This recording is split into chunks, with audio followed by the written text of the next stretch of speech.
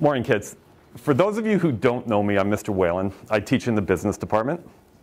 And what we had planned for a school-wide rollout before COVID is what I'm introducing and what we are introducing in the business department for every student who is taking a business course this year. But next year, it's for every student in the school. And I really want to reiterate one thing. We're giving this to these students because we're not giving exams. This year, all exams have been canceled because of COVID. And we're not just giving this project for a, hey, let's make work project for that last 30%. By the time I leave this room, I really want you to understand why this is going to be really, really important to all of you, okay? You guys are probably in the best grade to understand this because you're grade 11s, okay? And I want you to really kind of understand where we're going. If I were to ask you, I'm going to use Harvard as the example, but trust me, everything stems from Harvard in the Ivy League schools, whether it be UFT, Queens, Waterloo, here in Ontario. This year, Harvard canceled their SATs. You no longer have to take them. Okay? Last year, 8,000 kids applied to Harvard with perfect GPAs, a perfect grade. 8,000 kids. 3,500 of them applied with a perfect SAT score. Okay? They accept 2,000 kids. The majority of those kids with perfect grades did not get in. Harvard has plastered on their website, here is what we are looking for. Okay? If you got about an 87 or an 88 average or above, Harvard says apply. We want you. They take those applications and put them on a desk and forget about your grades now and say, who else are you? That's my question for you today. Okay? What do you think Harvard is looking at when they're trying to determine who are these 2,000 kids that get into our school? Okay? And it all stems from one scientific study that they basically took the top 10,000 most successful people in North America. And I'm not saying success equals money, but this study was based on they make the most money. Okay? The people like Elon Musk, Mark Zuckerberg, and then the people that you don't know of but make a lot of money. And they asked them as many questions as possible to try and correlate, to try and find the two things that correlated the most to their success. Okay? Your grades, your shoe size, your family income. Everything possible they asked these successful people. And they came up with the two that correlated the most. Can anybody guess what two those are? Grades were way down the list. Experiences? Okay, experiences. Fantastic. We're getting up there. Okay, so name one experience that you can think of. Personally? Yeah. Volunteering? Okay, volunteering. Fantastic. I love it because they do look at it. What's another experience that everybody in this school has? Sports. Shockingly, the #2 correlation to the most successful people in our society, did you play a competitive sport when you were younger? What sport do you play? Soccer. What characteristics do you think soccer has taught you throughout your career? Leadership, teamwork, hard work, drive. Probably the ability to fail and pick yourself back up. I coach baseball, and the people who make the Hall of Fame fail 70% of the time. You hit 300, you hit 30%, and you make the Hall of Fame. That's amazing because they just fail, and pick themselves up. That's a characteristic that somehow is leading into the most successful people in our society. So that's #2 correlation. What do you think that #1 correlation is?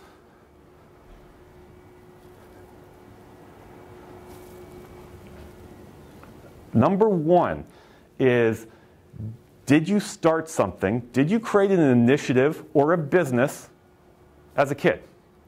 Under 20. Okay? Did you make a lemonade stand and try and sell lemonade or whatever that is?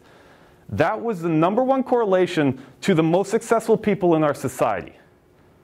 And what characteristics do you think people learned through starting a business that deemed success? how to work with people you don't necessarily like or know. Fantastic. How to work. We call it collaboration. Very good. Communication skills. Creativity. Okay? I'm not telling you this. The world is screaming for the next generation to possess these skills. Okay? Creativity, innovation, critical thinking, collaboration, communication. Okay? This is what Harvard has realized, UFT, Queens, everywhere you might apply in the next year. They're realizing this. And it's not all about your grades. And no, we are not saying at all, don't focus on your grades. That's not, higher grades are going to open more doors. But what Harvard's saying is, we're going to look more of who you are. Okay? And what they have plastered on their website is, this is the kind of student that we want because we know what success equals these days. We want to bring those students into our university because they're going to be successful afterwards. So, okay, you have high grades, but do you have all these other skills that have taught you these things? Okay? You mentioned volunteering. And here's where we're going with this project that we're rolling out. Whether it be Anya's worked at the hospital, you've worked at the food bank, you've worked at the senior home, it's all volunteer, volunteer, volunteer, and those experiences are awesome. They truly are. But how does Harvard distinguish between the hospital and the food bank or whatever? They can't, can they? And I don't think they should.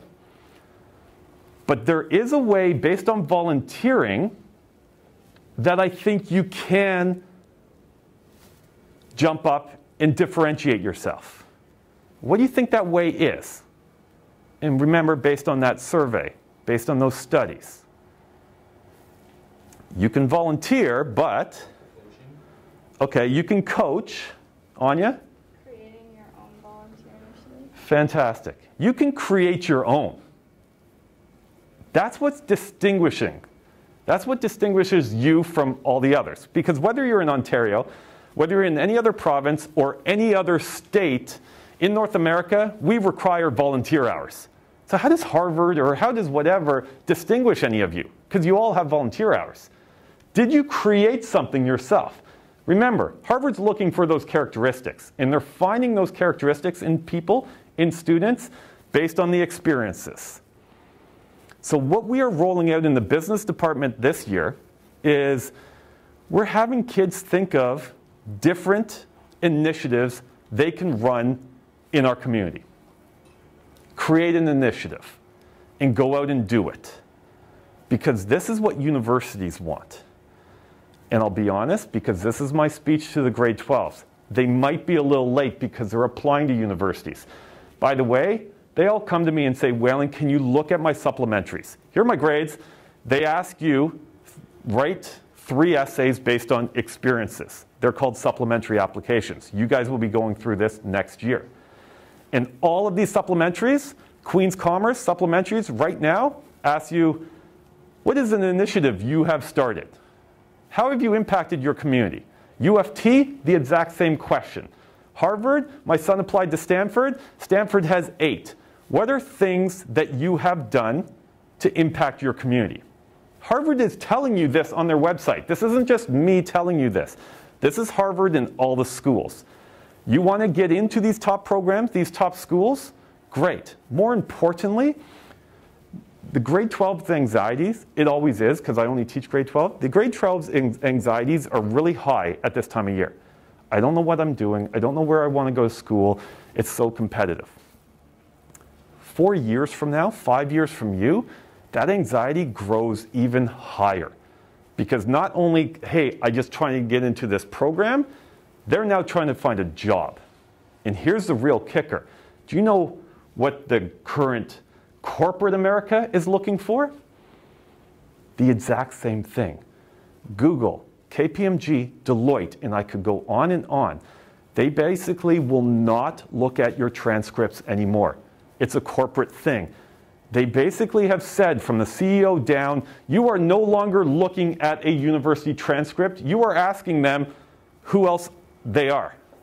100,000 kids in Canada graduated with a business degree last year. How do you differentiate yourself between 100,000 business kids? Let alone science and engineering, it's the exact same thing. McMaster Health Science, I've seen the supplementaries, I know exactly what they're looking for. Who else are you? Google, KPMG, all these companies, they're basically saying, who else are you? We want to hire the kids who are going to fit into our culture. What is that culture? We want to go out and give back to the community. Okay? What do you do in the community? Why do you think Harvard is asking for it right now? It's because Google and the big companies are asking for it in 5 years. They want to push you guys to say, who else are you? Rather than just that degree that you've just got. So my grade 12s might be a little late in kind of doing this for university admissions, but it's going to help them 4 years down the road when they go apply for those jobs. Okay? So as a school, as a business department, what we're doing is go out and start an initiative. Whatever you're good at, whatever kind of part of the community you see.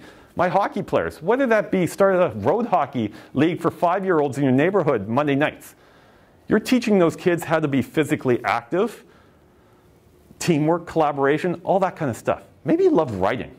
Go to the seniors' home, ex-COVID or whatever, talk to them. Write down their stories. And then write down 20 of their stories and create a book. Might be a little biased, but my son is a year older than you guys here at Crothers. And he was bored at COVID, and his passion was NCAA football. And through a long story, he basically created a mental health day and a video that went along with it to promote mental health for NCAA athletes. A foundation, then ESPN grabbed a hold of this, and it started spreading through most of the biggest college football universities out there.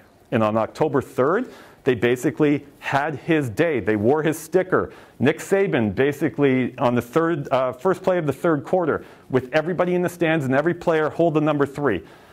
There was a kid who was number 3 who committed suicide, mental health issue. And so they call it 3-Day. Nick Saban, best coach ever from University of Alabama, had a 2-hour talk with his kids about mental health. Alabama, USC, all these different schools started this. And Noah had Sports Illustrated articles written about him and all that kind of stuff, and it's great. Well, he's applying to schools down there, and how do you differentiate yourself? He didn't even do this to basically apply, he just did this because he actually felt like it. But he did. He created an initiative.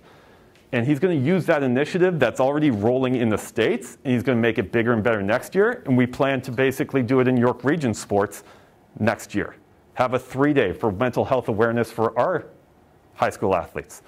I got kids in grade 10 this semester in my business class, and I got one kid who's phenomenal. I think he mentioned he's 4th in the world at diving. Fantastic. But do you know what he does on the weekend? He's a stand-up comedian. In grade 10. And so what his initiative, we've talked about a couple of things. He's basically going to start a comedy day for teens to get other teens that come up and try something called comedy to perform in front of teens. The mental health aspect of laughing and actually getting up in front of people and stuff is so good for the community, so good for yourself. So what we are doing as a business department, by the end of the semester, we're going to have 350 different initiatives. And we understand it's COVID during the winter, so this semester, our business students, we're saying, you don't have to go out and do it.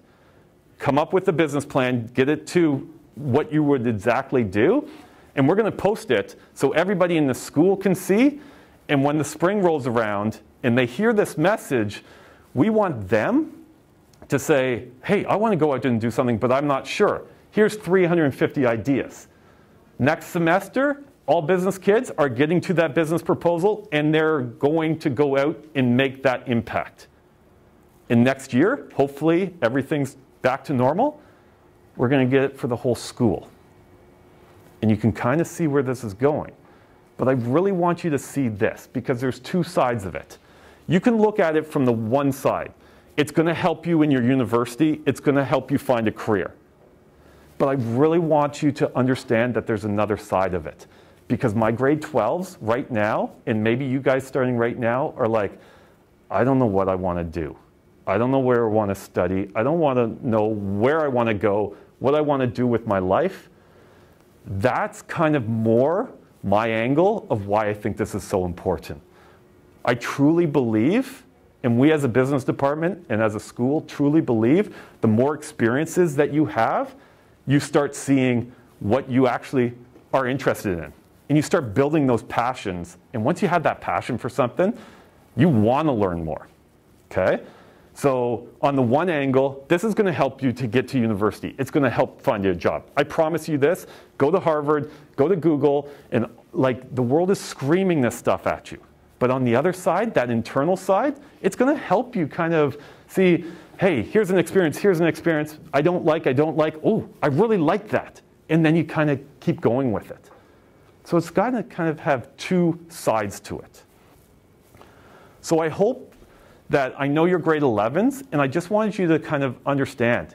In the back of your head, start trying to see what parts of our community you can go impact, because there are a ton out there. And definitely based on COVID, our community needs more and more.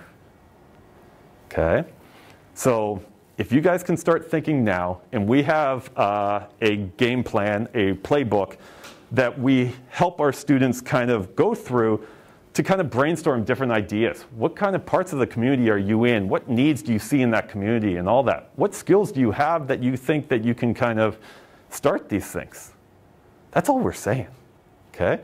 Just open your brain right now and open your eyes and kind of open your minds. Get creative, get innovative, and see how you can help. And it's amazing, okay? It will be amazing to see all of Crothers, and let's be honest, all of our community, all of our students go out and impact the community because the community needs it these days. Anybody have any questions? Completely understand, okay? So obviously, if you're in, I know you're in a math class, which is perfectly fine. Mr. Wills just wanted to hear this, and the more we get this message out, the greater. We are recording this message because we want our parents to hear, and some of the students who are away the days that we've talked or whatever.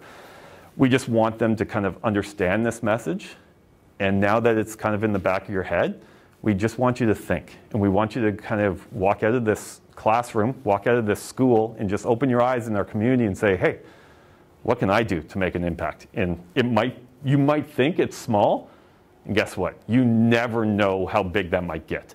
Let's impact one person or one place or one thing, and you never know how it could be replicated throughout. You do your thing in Markham, somebody catches on and does the exact same in Newmarket, Richmond Hill, wherever you're from.